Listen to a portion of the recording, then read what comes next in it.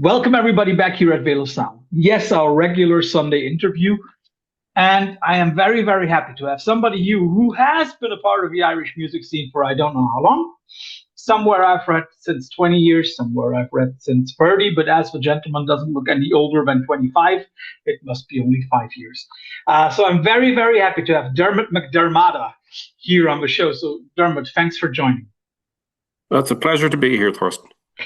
So the first thing, usually we first ask something else, but I want to show off at least that I learned Irish for a year. Conna satatu. Tommy Goma, Gurv Mahagad. Yeah, and before anybody now asks, I've learned that language for a year, and I've already told Diarmuid, I can only sputter out a few phrases like Taka akamwit, like Tommy Gopuntach, Vi me aneiring, stuff like that. But if anybody answers, I'm effed. Yeah.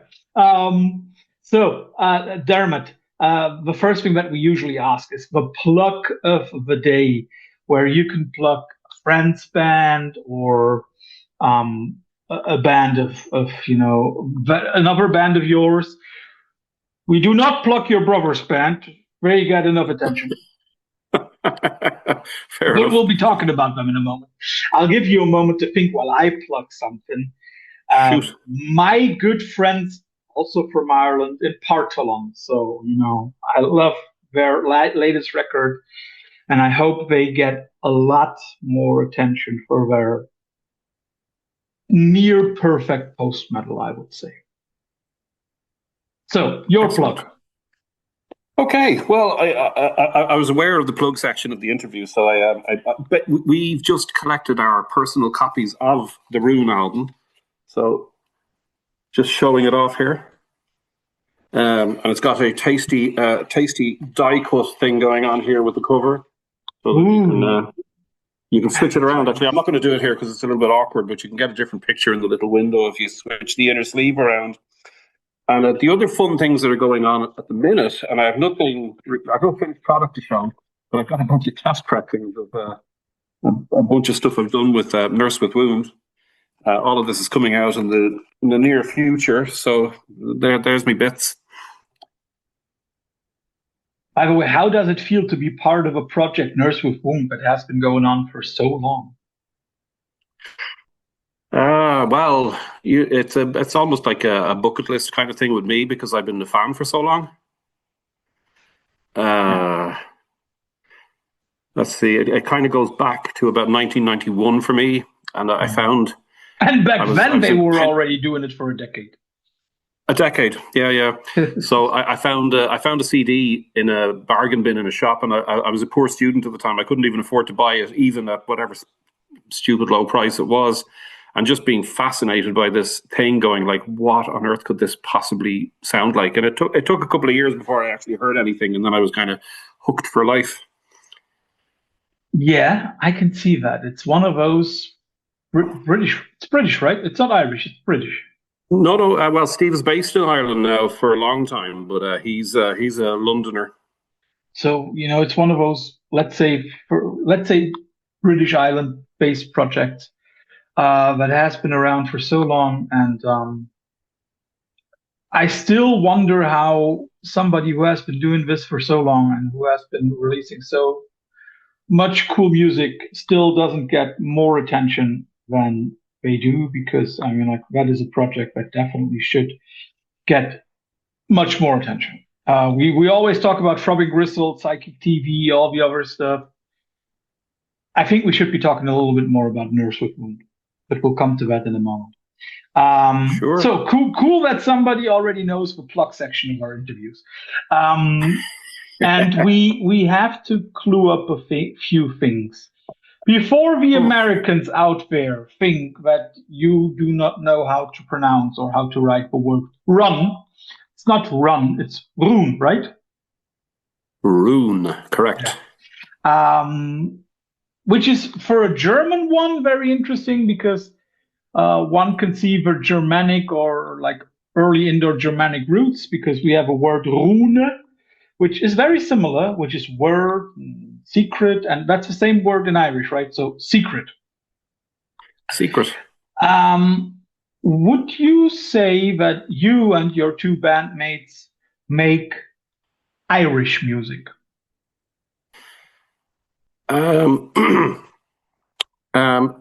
It's definitely kind of tapped into Irish music, but it's very much not, how would I put it? It's not directly trying to do Irish music in any way. It's kind of like we've got kind of tentacles going into so many different things, and I think Irish music is a big one, but it's not. It's certainly not everything. So I mean, maybe part of the idea is to kind of allow some natural Irish stuff to kind of filter up through more maybe hybrid, experimental, improvisatory kind of work that you hope will make something fresh out of it, maybe. Mm-hmm. The one connection to Irish, to what many Europeans think about Irish music, the one connection that I see is the vocals that your vocalist Tara Bouet Mooney, I'm very happy that Dermot told me how to pronounce that middle name, that Tara does. It reminded me a lot of, and again, I hope I pronounce it correctly, Sean Knows or Noose, that vocal style that you sometimes find. That is not classical Irish folk, to make that clear. Much more using the voice like an instrument, I would even say. That is the only thing that that reminds me really of some kind of Irish music. Well, yes. You go. There is one song that is completely tapped into, well, not so much directly the Sean-Nós tradition, but into the tradition of keening, which is where I think it was always women who would show up at funerals and kind of mourn the dead in song. And it was a very, very strong tradition. The church had they had a hard time stamping it out. Yeah. And so keening comes from the Irish word cuina, which is crying. And so the last track on the album is called Cuina. So it is, and again, it's not, it's not trying to be pure keening, but it's drawing very heavily on the keening tradition. Mm-hmm. So that's there, yeah, for sure. Yeah, and before anybody asks like how to imagine what it sounds like, I would say it sounds like a very low lament, like the way that one example that came to my mind was from a movie, also I think already 20 years back, The Wind That Shakes the Barley, with a wonderful Cillian Murphy. And in that movie, you find a funeral scene. And in that funeral scene, there are a few women who are doing exactly what Dermot just described. It's a very, very sorrowful lament. And that is what Tara sometimes does. But then you've already mentioned it. There are lots of things on your record. Is that a reflection of your personal taste, or is it just the way that the music came out? Well, I would say, everybody in the band has extremely wide tastes. And, for myself, I could have any number of things on my mind, but it's the kind of process of how we do things that kind of whittles it down to maybe like a much smaller number of types of things. So, the acid house stuff didn't make it to. No, we haven't done that. Didn't really make it onto the record. Yes, it didn't make it. Not this one. Not this. Okay, I'm already looking forward to the next one. But I know what you mean. And, I hope you don't mind me saying it, but it sounds as if no track on the record ever remains in the same place in which it started. Yeah, there's a whole kind of thing about that, which is, or rather, the weird thing is how when you actually, kind of capture it in the studio, or it's recorded on the stage or anything like that. Mm-hmm. There's a weird kind of, it's like something is trying to kind of fix it in place. And then there's something and you kind of trying to shake it all up again and kind of just kind of keep it in flux and keep it moving. Mm-hmm. So even, the pre-album versions, the album versions, some of the versions we've done since, they're all mutating. Mm-hmm. So you're exactly right. It's like any version is just a little kind of snapshot of where the song or the piece is at a given time. Then I have to ask, the last track, Queening, is that it's already 13 minutes, nearly 14.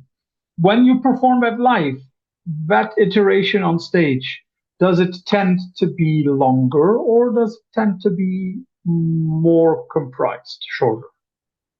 Well, I think it's probably fair to say that there's kind of two versions of it now. And I have a feeling that the previous version to the album, so as you know, it kind of goes into this kind of much more uplifting kind of thing with pianos and zithers and, it gets quite, almost ecstatic. It does. But the previous version was a proper kind of dirge for at least 15 minutes. And I've got a suspicion we're probably going to try and we'll do one or the other, in any given situation. And I think the dirge one, personally, I would love to see that pushed to really as long as we can push it. Well, I have a feeling and I have a hope that I will see this in what I would like to call a smote version at a certain European festival next year. Because shout out to your label mates in Smote. Best Roadburn gig of 2025, by far. Okay, fabulous. What those guys did on stage was tremendous.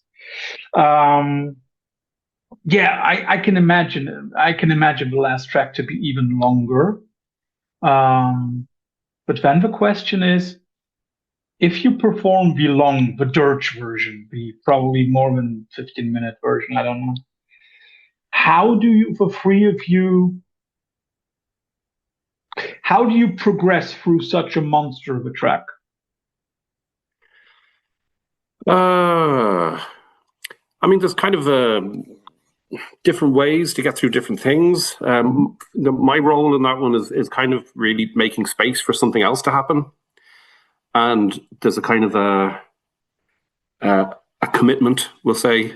My original, again for myself, I was originally trying to channel the group The Necks when we were coming up with that one. So it's kind of like The Necks doing an Irish funeral dirge. Okay. So and basically, like, they succeed by just pushing the time and the slow mutation and all that sort of stuff just as hard as they can, and each of them just really holding the line, sort of thing, and then every little change just matters so much. It's incredible to see them. So that's the model, really. Did it ever happen that the three of you were on stage and all of a sudden one of the three of you does something within a song that you know very well that the other two just simply did not imagine? Let's see. Because I've read somewhere that improvisation is a part of the way that you write stuff. Absolutely. We really kind of expect a certain amount of the unexpected. I don't think anybody is really kind of deliberately not tried to pull the rug, but like really deliberately tried to surprise anybody. But like, we, as much as possible, it's nice not to be too sure about what's supposed to happen next. Mm-hmm. And when you don't have that, then whatever happens, happens. To be honest, it's almost hard to remember properly the sort of state of being on stage. There's a very odd thing that happens where it actually becomes quite hard to communicate on a normal level. Like, so like if I wanted to tell either of the other guys, you know, something practical, it seems to be almost impossible to speak, you know, normally. So you're like, it's almost like being heavily sedated or something like that. It's just like kind of like, I just want to say. It's very strange, very, very strange. But that leads me to a question that I've read in one of your promo assets. It says that the three of you, when trying to write, you try to get into something that you seem to call the deep place. Yeah, what is that? I mean, and how much drugs does it involve? I plead the fifth. No, it's not very hedonistic now. I'd have to say, and I would kind of, you know, cast the net quite wide. You know, you could include a good cup of coffee in that in that list, and you know, kind of really a really good meal or whatever. But there's some other fun stuff as well. But it's also just anything that kind of you know, cultivates that kind of well, you know, I believe that, you know, most of our the things that we can talk about, you know, the stories that we kind of tell ourselves about ourselves and ourselves about things and tell each other about things. They're all the same stuff that belongs in the same places, epic stories and dreams and all of that kind of stuff. And you basically open yourself up to it and try and kind of pull something, I would say, resonant out of it, because you don't necessarily know what anything that comes out means. It's like you don't want to be too literal about it, but you end up with these kind of poetic things that feel meaningful, but you couldn't explain them necessarily. Yeah, I mean, basically, it's not a literal place. It's a metaphorical kind of a place. I think David Lynch used to talk about the same thing, like of going fishing. And you basically wait, and if you wait in over that deep water, and you cast your line, you'll catch something. Basically, it's like yeah, and eventually. Even if you don't catch something, I know the following sentence just doesn't make sense. But even if you don't catch something, you get something. Well, you've gotten space. I mean, you've made space for something to happen, which I think is powerful in itself. Yeah. And it's also you got something for yourself, which is I think, even in a way, even more important. You've given something to yourself. You've already mentioned the stories that you try to tell, and for a lot of people out there, as strange as it may seem sometimes, but there are real stories behind most of the songs. For example, in Strike It, you talk about one of the most horrific things that happened in Irish history, the discovery of several hundred dead babies in an orphanage. Not an orphanage. Well, isn't it an orphanage? Somewhere. Not exactly. But somewhere on the western coast of Ireland. Can you maybe explain that a little bit for our listeners?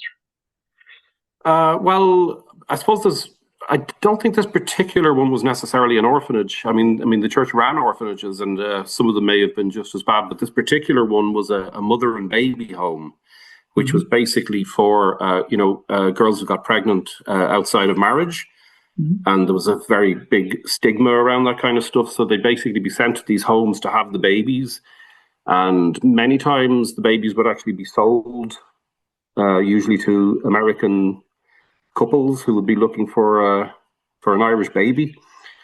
and a lot of babies died on site. And basically, they were kind of very unceremoniously dumped in the Tuam home in a kind of an underground cistern, which is where they were found.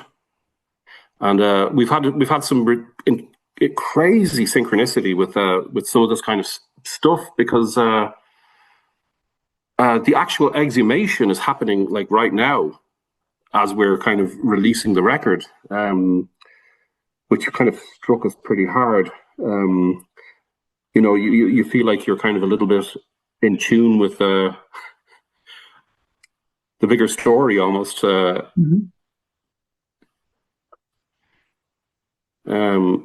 And there's a piece before it that's also kind of about the cistern itself, and it's kind of a darkly disguised idea of, you know, the real kind of religious duty of care, and it kind of comes back to I don't know which of the Gospels it's in or whatever, but it's where Jesus says, you know, so let the children come to me.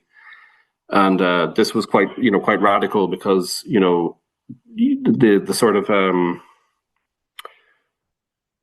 the value of children was not, you know, a big thing at that time in the world. So to kind of celebrate children in any way at all seemed kind of radical. So it's kind of like just to trying to pull on that idea of this profound kind of duty of care to children that, you know, Christianity is supposed to have. Should have, yes, exactly. And failed so badly, really, in these instances. And then there is this whole other connection to it, that it's not just a story from Irish history, something that former Taoiseach / Prime Minister Enda Kenny said, a chamber of horror. He didn't even make it to the plural. But Tara, your vocalist, even has a personal connection to it, because it happened in her own town, didn't it? It happened in the town where she went to boarding school. Okay. But still, there is a clear connection for her. Absolutely a sort of geographical kind of thing for certain, yeah. Is that then also, in a way, something that is important for the three of you to, for lack of a better word, rid yourselves of some of the demons that we all carry? Yeah, I would say it's absolutely kind of along the lines of kind of Jungian shadow work. It's kind of like just turning around and facing the thing that's kind of hovering over your shoulder, or whatever it might be, or the kind of abyss that's behind your heels. Yeah. Nietzsche. The longer you stare into it, the more it looks back at you. Yeah. Okay. Yeah, cool. And it's kind of we do it with kind of well, on one hand, we're doing it in a kind of a fairly full-on way, but there's also sort of trepidation there as well, and kind of you know, you really don't want to go too far with this stuff. I can see that. Yeah. See what I think. The Nietzschean thing of looking into the void and the void looking into you, I'd almost go as far as to say a part of you goes into the void and the void goes into you. Yeah. You can lose yourself basically in a very not nice way. Yeah, and it's also the way that sometimes, even if you don't want to go into the void, into the abyss, there are points in nearly everybody's life when we are confronted, for example, with grief. Absolutely. That grief gets under your skin in a very, very literal sense. I don't want to go through all of the tracks on the record, because I also want people still to listen to it when it comes out in a few days. We are recording this in July, but it will be released in shortly before the record release on Friday, August 22nd. But I want to go through some of them, because I think some of the tracks are really, really interesting. And one of them is Terra Moon, because it is in a way a political statement, right? it's several things kind of blended together, and a layer of it is definitely, very political and specifically about the situation in Gaza, and it's kind of broader in a way because it's saying it's kind of looking at some real inhumanity to other human beings, but as human beings, we're being very inhumane to our kind of non-human neighbors as well. So basically, it starts off with the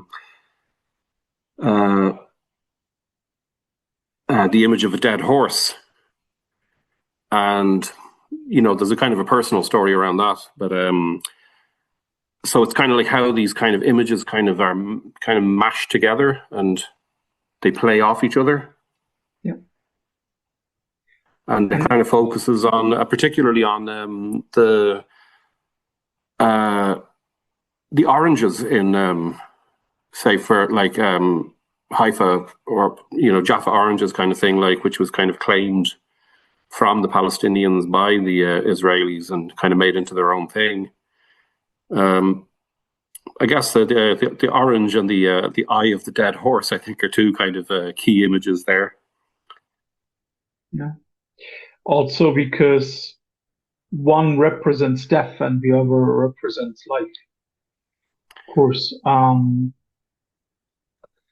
Would you say that your band, that Rún, is a political band? Because that's what I was wondering about when I've read up on the background of Terra Moon. Yeah. I think it's more like we don't shy away exactly from saying things that are about the world, but I don't think you could call us a political band because I think we're kind of too much about maybe the inner experience in a way. Mm-hmm. The processing of it and the dealing with it internally, I guess. Rather than kind of preaching necessarily, or kind of trying to tell people what to do or think or anything like that. That's not really our thing. Yeah, you're not Bono. Definitely not. No. In many ways, no. And in many ways, I would say that's a good thing. Sorry. Although, of course, we have to admit that U2 did some amazing records in the 80s. But since the mid-90s, it has gone down, at least for me. Sure. I mean, I'd concede that they're a very kind of large cultural object that you can't really ignore. Yeah. Yeah. Yeah. And in a way, this is a good point for me to lead into the next question, because in a way, U2 put Irish music on the map for a lot of people. And then I would say there has been a certain decline in interest in Irish music. And for a few years now, there has been another rise in interest. One, also because of your brother's band, and for everybody who doesn't know, his brother is a wonderful Cormac MacDiarmada, who is in Lankum. And so would you also recognize it, that there is a certain rise in interest in Irish music again? Absolutely. Yeah, no, it's palpable. And the beauty of it is, I think, that it's, I guess, like, growing up, I was always pining for, an Irish sound. Mm-hmm. And the idea that people in other countries would be looking for the Irish sound and going like, that's the thing I like. And all our bands were basically kind of trying to do this kind of Lloyd Cole style twang music with a baritone poet guy kind of being poetic. And, it was all very after the fact of the Paisley Underground and a lot of Americana. In fact, we were doing Americana while Britain was doing synth pop. We still liked guitars, but like we never really kind of forged a sound of our own. Mm-hmm. And apart from the folk revival, back in the 60s. My feeling is that what's kind of emerged now is the first kind of really particularly, I could get hanged for this, but the first particularly, Irish sound, like something, that you could really grab onto as a music fan, I guess. Yeah, and what I like about it is that there are these traces of Irish music, the keening, the Sean Nose elements. But then there comes a whole lot of other stuff onto it. And one of them, at least that's what I identify, maybe you correct me. One of them is a particular love for drones that is not necessarily a guitar drone. But for example, I'm thinking of a shruti box, of the bagpipes, or I think in Ireland it's the uilleann pipes, remind me, I'm not sure. But uilleann pipes in Ireland, yes. And would you agree with that? That part of that Irish sound is a certain love for a non-guitar drone? Well, I guess, I would also say that we're kind of tapped into, a certain kind of older music that could be church music, or it could be, kind of secular music from way back, which true, really it could also be an organ. Truly, yep, absolutely. Or Indian music. There's some of the music that informed this music certainly is drone-based music. And really, what you probably find a lot with kind of most normal rock and pop music is a lot of it actually works as drone music, even if they're not playing a drone, because it's so much in kind of one mode that's not necessarily like major and not necessarily minor in the classical kind of sense, but it tends to hang around a very tight harmonic zone, and you could probably just run a drone through the whole thing. So it's kind of like I kind of feel like the drone is present even when it's not in a lot of rock and pop, and then some bands just make it more explicit. And we do indeed have a shruti box in our toolkit. I was very sure that there is one. And then the other thing is, and that might be a little biased after having spent a year in Ireland back in the day, I think that the Irish pronunciation, the Irish, I don't want to call it a dialect because there are so many different dialects in Ireland, but you know what I mean. The Irish way of speaking English and the Irish way of pronouncing things and the Irish way of singing, I think that lends perfectly to that kind of music, to that drone-inspired thing. Is this one of the... Yeah, you go on. Go ahead, please. No. The more beautiful guy gets to go on. Well, that would be you. I haven't shaved myself in a long while. What I would say is actually that kind of goes back to the English punk thing, which was, kind of accents breaking through that weren't... and not giving a damn about it. BBC accents and whatever, and that how much flavor that actually gives the music. So there is a thing about northern accents and Dublin accents, and I always think it's really funny actually because in My Bloody Valentine, you can actually hear like a really posh Southside Dublin accent in the way Kevin Shields sings. I always thought that was brilliant. Nobody really talks about it, but I think it's hilarious. Shoegaze. Yeah, it's less commitments than normal. That's true. Definitely, but it's I always love it when it kind of bubbles up, So we've had some very famous kind of extreme kind of singers from Cork singing in a fine Cork accent. By hey, don't make fun of my Corkonians, like never would. That was one of the best years of my life, like spending a year you were in Cork. Fabulous. I went to UCC for a year. That was wonderful. Especially wonderful joke. because I remember going to the student's office back at my hometown in Cologne and asking them, so guys, when I go to Cork, what do I have to do? And they were like, you only got to do what the people in Cork ask you to do. Okay. So I go to the Corkonian student office and I'm like, so guys, what do I have to do here? And they're like, you only have to do what the people in Cologne ask you to do. And I'm like, ching! That was a perfect year. I've been all over the place. Beautiful. Not so much in Dublin, but also quite often in Dublin. I think we were there 4 times in a year, something like that. Okay. And that was before the interstate highways in Ireland. Oh yeah. When so it still took epic. You like 6 or 8 hours to get from Cork to Dublin. Yeah, epic. Yeah.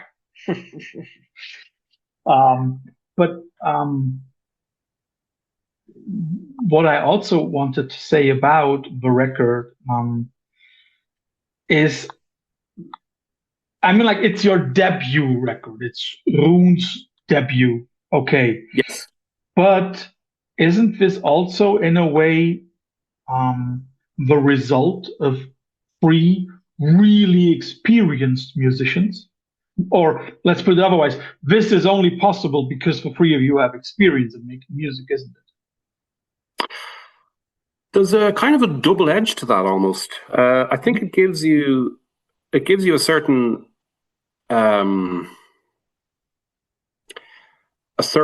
awareness of, maybe how to kind of be around other people and how to work with people creatively and all that kind of stuff. But you also don't want to have, like, and it's inherent in the whole process, is that you can't have a fixed mind.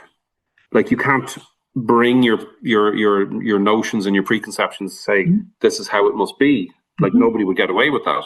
So it's always kind of everything looking to everything else all the time, and everything responding to everything else, and really learning as you go. So there's a kind of a real newness in it. So even though we're experienced, I think maybe what's most fabulous about it is the newness of it. So, but it's still also it's fresh for you. Absolutely. So it's the opposite of basically going like, I've been around for so many years and I know how things go and I know what to do and I know the formula basically, and it's basically just not that. Then it's basically quite the other way around in a way, isn't it? Because you say, okay, we are 3 experienced musicians, but we want to take everything that we have done before out of the equation and want to do something that is new for all 3 of us. How difficult is it to find something that none of the 3 of you have ever done before? Or what means ever done before? Yeah, that they're not really so it's not like it's like you don't entirely go in empty-handed. Yeah.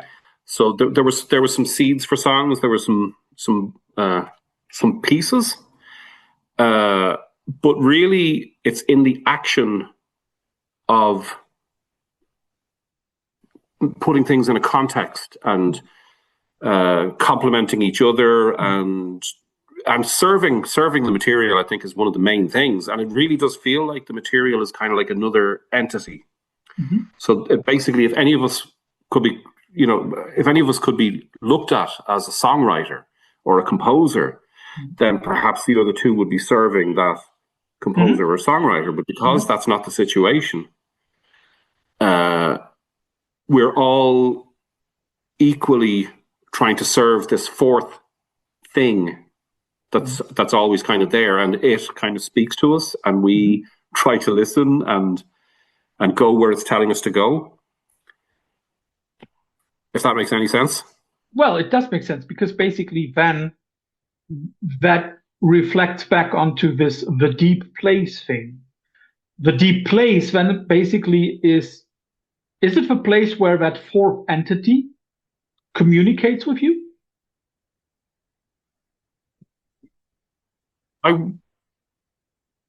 don't know how I would really kind of think about that. I feel like rather than I definitely don't like to think of it as you know a spirit or a ghost of any description. I know.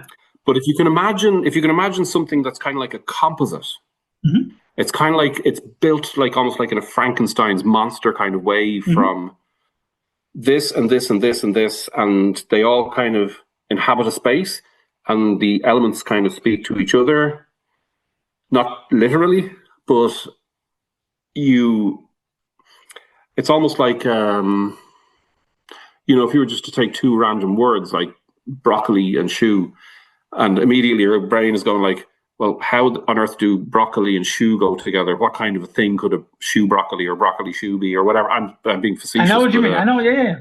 But the elements spark off each other and things emerge. Mm-hmm. There is something that I would like to know, and that is, I mean, your third guy, Ryan. He is the owner of a studio where your self-titled debut was made. How handy was it for you to basically be able to every once in a while go into a studio and lay down another element, another part, another track? That cannot be underestimated or overestimated. It was huge. Rian, by the way, contrary to what you might think, I know. It's just so the it's Irish language again. Ridiculous. It's a combination of just how wonderful the space is, and how lovely the gear is, and how terrific Rian is at actually kind of manipulating the gear and kind of, he kind of gets us from one end of the process to the other. That's kind of a special role that he often takes on. So, we're just in really good hands in a really good space. So that's about as sweet a situation as I've ever been in. Because, studios and engineers can be frustrating unless you get the right people. Says the label boss, right? Say again? Says the label boss. Because that's my next question. Your debut is coming out on Rocket Recordings, which is, of course, an awesome label. Why not on Goppa Records? Well, Goppa really hasn't done anything in... a long time. Let's see. I've done a bunch of kind of really kind of low key kind of odd CDRs and cassettes and bits and bobs, but I had one kind of flex back in 2002 when I did a properly manufactured compilation, which is where I first encountered Steve, Nurse with Wound. He was gracious enough to give me a track to kind of validate my vanity, and so we've been kind of buddies ever since. And really, I found it so difficult to actually deal with the business side of it that I just never really kind of wanted to climb up on that horse again. So that was my label boss life, pretty much in a nutshell. Then how did it happen that Rocket Recordings heard of you? Well, I like it's kind of uncanny, and we have kind of felt thus far that we've kind of had the wind at our back, and there's a sort of a house party concert event that happens here in Sligo, where artists play on a floating raft in a coffin-shaped swimming pool in this old bed and breakfast. And the event is called Arts and Rafts. Everybody should know about this. And at one Arts and Rafts event, I happened to bump into Paddy Shine from Nod. And we just got chatting, and he was asking how things were going with me, and I was asking how things were going with him. And I was kind of talking to him about Rún. He'd seen us at maybe one or two shows, and I think he'd enjoyed it. And I think it just came up somehow in the conversation that he thought Rún would be a good fit for Rocket. So he made a personal kind of introduction. He just basically said to the Rocket guys, check this out. And then I sent them the stuff, and everything just proceeded in such a really easy and natural.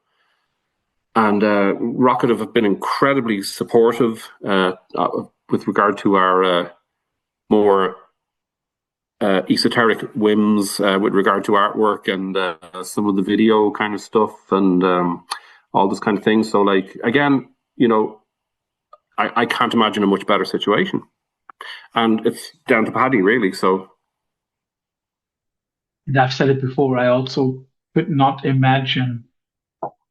There is maybe one other label that I could imagine, but even that would not be as good as Rocket Recordings. I think that is a perfect spot for you. I who also are you thinking wanted of? Fiat production, like the FIADH productions from Italy. America. No, America. Oh, they're American. Okay, I think somebody mentioned them before, but I'm not aware of them at all. I mean, like they do a lot more dungeon synth normally, but there is I could imagine that working for you. I don't know why. And I also know that the woman running it is just a wonderful person. One of the other reasons for that. I wanted to use that Gopak Records question as an intro to talk shortly about Nurse with Wound, because as I said, I think that band should get more attention. Maybe in a sentence or two, tell everybody why, if they haven't done so, why they should listen to Nurse with Wound. And saying it's utterly bloody fantastic is not enough. You know, give us a real explanation. I wouldn't dare try and get away with that.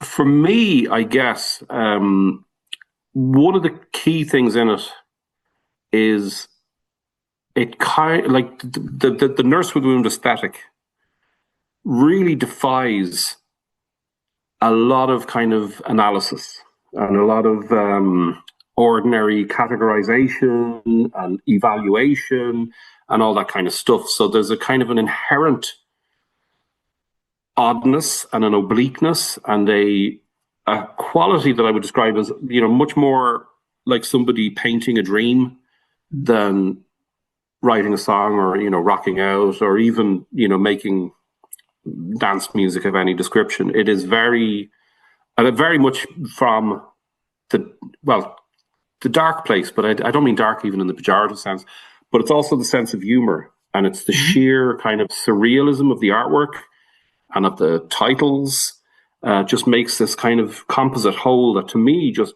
absolutely does not exist anywhere else.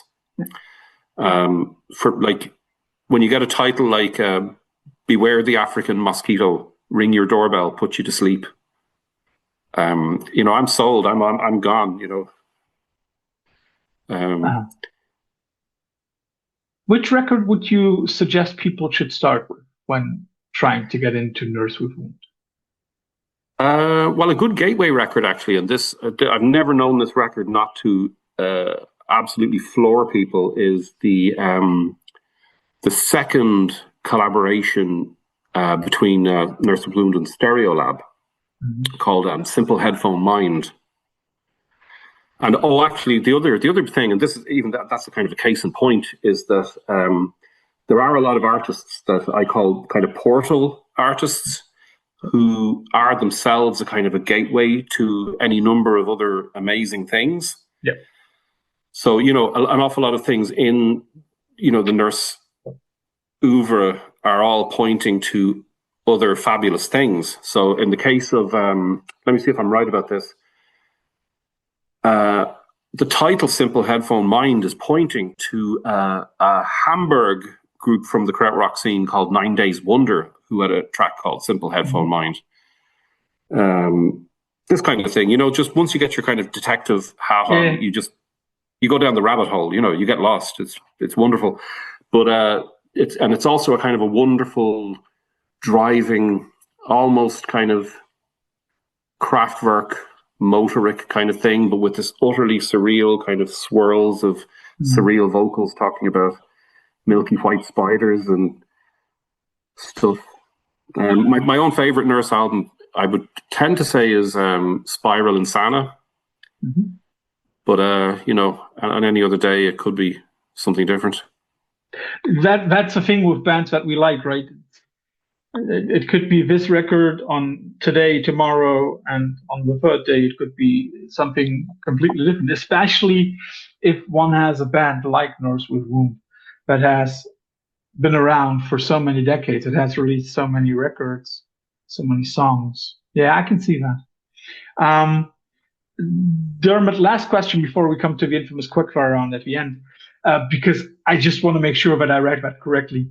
Was Tara ever in a way doing vocals or voice artistry for Jim Henson, the Muppets, Jim Henson? Exactly so, yes. Tara was the voice of Shadow in Bear in the Big Blue House. Which basically won a whole lot of credit from my kids. And I've seen it open a few doors with people who would have been kids back in the day. It's like kind of like starstruck, it's fun. Do you know this? Do you hear the voice? Well, that's the voice. Oh yeah. Okay. Sound familiar? A little bit, yes. So, Dermot, first of all, thanks for all the detailed answers and for the cool insight into your self-titled debut record. Again, it's out in 5 days on Rocket Recordings, so please catch it while you can. If the world is a just place, that band should get far. But nobody gets out of the Veil of Sound interview without having to stand my annoying quickfire round at the end. You will always get 2 alternatives and have to choose. Okay. Let's start with Rocket Recordings. If you had to listen to one of your roster mates right now, would you rather listen to Pix, or Smote? I guess I'd have to choose Smote because I don't know them as well. I think I'd have to do that little bit of exploration. As I said, best gig at Roadburn also because I think they played the tiniest stage, and I think it were 10 people on stage. Wow. Two drummers, I don't know how many guitars. It was and violin pipes. Many people will now think I'm crazy for asking 2 trip-hop related questions, but if you listen to the record, there are trip-hop elements in Rún's music. Let's start off with Portishead. Dummy versus the self-titled record. I never cared for Dummy. I like the way the music developed over the years. So I would have to choose the self-titled one for sure. Would it have been more difficult if I had given you the self-titled record versus the live record at Rosewood Ballroom? I don't believe I've heard that one, so that would have been impossible. For everybody out there, if anybody hasn't listened to that, I could see that. Okay. If anybody hasn't checked out, just like my friend Dermot here, if you haven't checked out that live recording at Rosewood Ballroom, it might be the best trip-hop live record ever done. Well, I would have to say the trip-hop that actually really does it for me is the stuff that Tricky was doing when he was apparently very sick with some kind of crazy sugar allergy or something like that. The second and third records, I think, are stellar, and any live footage I've seen from around that time is electrifying. So that would be my actual hip-hop or trip-hop pick. Then I hope you can still answer my next one, because there are moments, I'm not sure if it's the second or the third track, when I listened to it and I thought Tara was doing the best Nene Cherry personification ever. So I'll give you Massive Attack, Blue Lines versus Mezzanine. Um, yeah, I feel like Massive Attack were strongest on Blue Lines for me. I think maybe the production got very fabulous or whatever, but the songs on Blue Lines just really, really do it for me. Yeah. And to me, it has one of the coolest. I think it's on that one. Hymn of a Big Wheel. That's on Blue Lines, right? I couldn't tell you for sure. But I'm it's really kind of that's my favorite okay. Massive Attack track ever. Um, there are traces of in your music. There are traces of some even older bands. So I'll give you Talk Talk, Spirit of Eden versus Laughing Stock. I would have to say Laughing Stock. I just think that's where they really kind of sublimated. Basically, I think Spirit of Eden is incredible. Yeah, and I'm stoked that you actually came up with Talk Talk, because I don't think we were kind of deliberately channeling them, but we've certainly talked about them as the way those records were made as a kind of touchstone for maybe something we will do.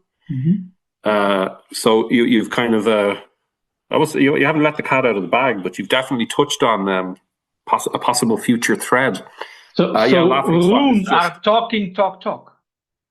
Talking the Talk Talk. And walking the walk. Yeah, and in the end, everything is just TikTok. Yeah. Truly, we all end up as TikToks.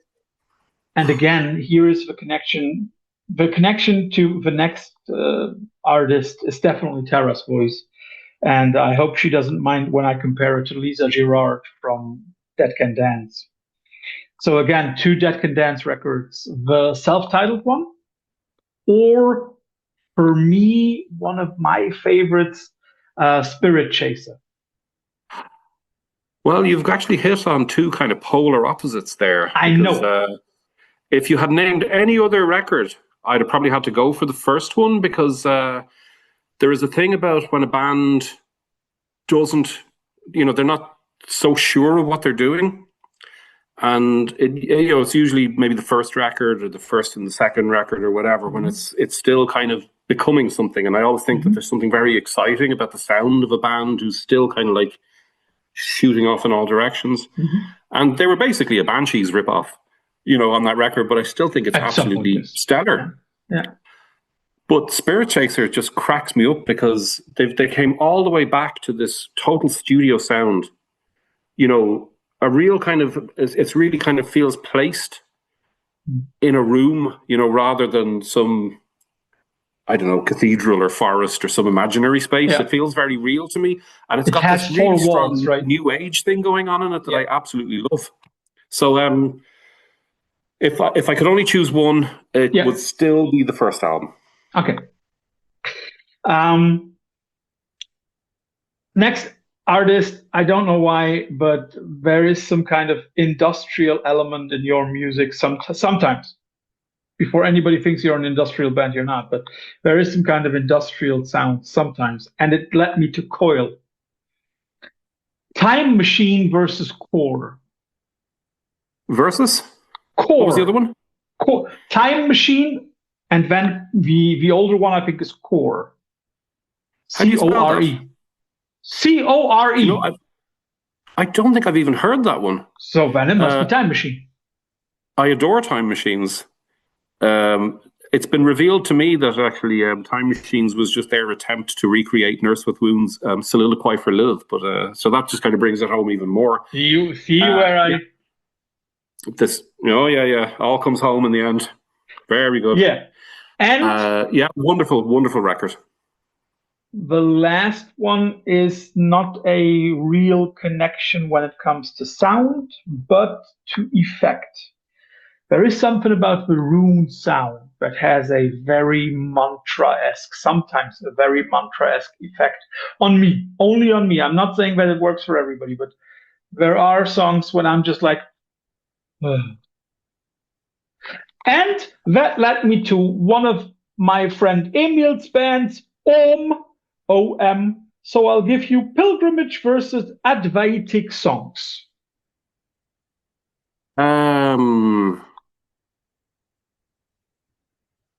I think Pilgrimage was when they still had Chris Hackius on drums. Do you know if that's the case or not? I think Because I think that I'll look it up. It's too late. I'm too old. I'll look it up. But I think Advaitic Songs is where they kind of got kind of fresh blood. I think they had the Lichens guy and the new drummer, and I felt a kind of a lift of purpose in them. I'm really into the first couple of records more than anything else. So as a duo on Advaitic Songs, it's definitely my friend Emil performing on drums. He's the drummer. Yes. Okay. Yes. What I'm thinking is he on Pilgrimage? I didn't love that record. And let me look it up if he already played on Pilgrimage. Yeah, on Pilgrimage it was Chris Hackius. That makes sense. So I felt maybe the original lineup was kind of losing some inspiration or steam or whatever at this point, and I felt like it kind of lifted up again then with Emil and Robert. His surname escapes me, the Lichens fella. Yeah. And for everybody who thinks like I'm crazy, the drummer Emil Amos is one of the guys behind Grails. So okay. And if anybody wants to know more about Grails, check our archive. I had the pleasure of talking. I had the pleasure of talking to Emil twice already. This, dear Dermot, was also a huge pleasure for me to do because it's already July, so strange people like me start thinking about album of the year records, and of course, which underdog can you sneak in that not enough people have heard of? And Rún is definitely creeping up the top of the list when it comes to that. So everybody, in 5 days, please listen to their self-titled record. Buy it, love it, thank me later. Dermot, your chance for final last words. Well, it's such a lovely, fun thing to kind of engage with these topics and be surprised by all the fun things you pulled out of the bag. So thank you very much for having me on here. Very enjoyable. And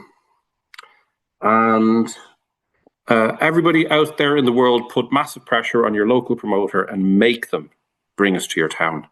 Yes, please. Central Europe, please. Dermot, enjoy the rest of your evening. Agents. So enjoy the rest of your evening. Bye-bye. Thank you so much. Bye-bye.